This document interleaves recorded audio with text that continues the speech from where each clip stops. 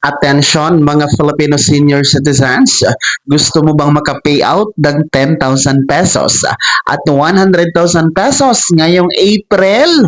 Abay, magmadali. Ngayong araw po ang aplikasyon deadline sa OSCA office. Paano? Sino-sino ang pupwede dito? Pag-uusapan natin dito sa video na ito. Hold up.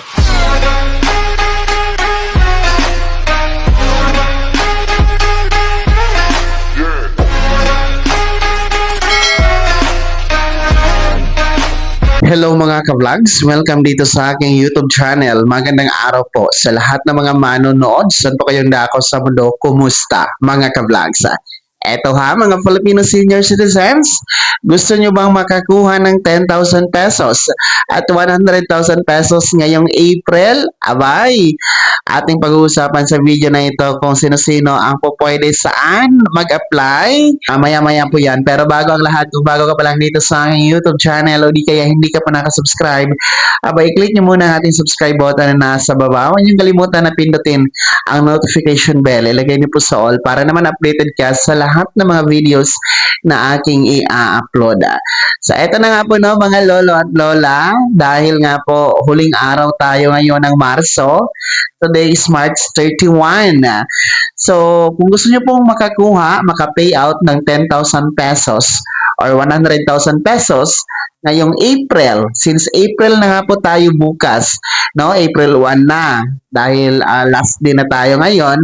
So, ngayong araw po ang deadline para kayo maka-payout po for April. Ang tinutukoy ko po ay yung Republic Act 11982 o yung Expanded Centenarian Act, cash benefit na 10,000 piso at yung ating Centenarian cash gift na 100,000 pesos. So, kung kayo po ay merong edad since January 1, 2025 na 80, 85, 90 at 95 years old, abay, kayo po ay po pwedeng makakuha at mag-apply sa 10,000 piso na cash benefit ng Expanded Centenarian Act. Ha? And kung kayo po ay 100 years old, since January 1, 2025 hanggang sa kasalukuyan, no, pwede kayo makakuha ng 100,000 pesos Centenarian cash gift mula sa gobyerno at nasa ilalim na po yan ng pamamahala at pamamahagi ng National Commission of Senior Citizens or NCSC. So mahalaga ang araw na ito dahil last day na nga po, deadline po sa aplikasyon para sa April payout. Kasi every month po ang payout ayon sa NCSC. Gaya nitong Marso na to, no, ang mga nag-payout last week, no, ay sila po yung nag-apply noong February. Gayon din noong February 26 na kauna-unahang payout schedule for Expanded Centenarian Act and Centenarian cash benefit, sila po yung nag-apply noong January. So, every month ay merong payout schedule for this mga ka-vlogs para hindi masyadong matagal ayon sa NCSC. Kaya naman, kung gusto nyo pong maka-payout next month, April, no, last week ng April, abay ngayon po, sa pagtatapos ng Marso, March 31, deadline po ito para makapag-apply, no? Sumugod na po kayo sa inyong OSCA office or Office of the Senior Citizen Affairs na nasa LGU ninyo o di kaya sa LSWDO, MSWDO, or CSWDO na nasa City Hall or munisipyo ninyo. Kasi doon po yan po pwedeng mag-apply at doon din po available ang ating application form. Tandaan ninyo, ang application form, hindi po yan pinagbibili.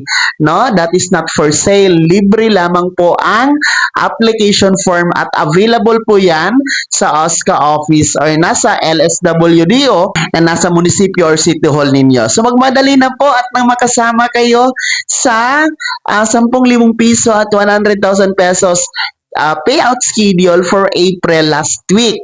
No, siguraduhin lamang na ang edad ay 80, 85, 90, 95 o 100 years old, no? 80, 85, 90, 95 or 100 years old mga ka-vlogs para po mabigyan kayo by April ng 10,000 piso at 100,000 pesos under the Expanded Centenarian Act or yung Republic Act 11982 cash benefit or yung ating centenarian cash gift na 100,000 pesos when you reach the milestone of 100 years old. Bigay po yan ng gobyerno sa ilalim ng National Commission of Senior Citizens or NCSC. Kaya naman mga Filipino senior citizens, no? Sino sa inyo dito ang meron ng ganong mga edad? Sino sa inyo dito ang nakapag-apply ngayong Marso, ha? At sino dito ang gustong humabol sa araw na ito? May panahon pa po kasi hanggang alas 5 ang opisina ng ating OSCA office. No? I-komento niyo po sa comment section na nasa baba. Pakilakip ng buong pangalan at kung taga saan kayo. Bago ako magtapos sa video na to, kung gusto niyo pong sumuporta sa aking YouTube channel, maaari niyo pong i-click ang ating super thanks button na nasa baba. Sa mga gusto maging miyembro, pwede po i-click yung button join button. Maraming perks dyan mga ka-vlogs. Be my member now. Sana naging gabay ang video na to kahit paano na pag-uusapan natin ang mga mahahalagang bagay-bagay na may kinalaman sa ayuda, programa at benepisyo ng ating mga senior citizen. Kung hindi ka pa nakasubscribe dito sa aking YouTube channel, maaari nyo na i-click ang ating subscribe button na nasa baba. Huwag nyo kalimutan na pindutin ang notification bell, ilagay nyo po sa all para naman updated ka sa lahat ng mga videos na aking i-upload. Maaari nyo rin i-like ang video na to at kung meron ka pang mga katanungan, maaari nyo i-komento sa comment section na nasa baba. Paki-follow na din po ang aking official Facebook page na nasa screen nyo. Muli po, ako si Daniel Timpawan na nagsasabing dito sa aking YouTube channel, pawang katotohanan at lahat totoo lamang.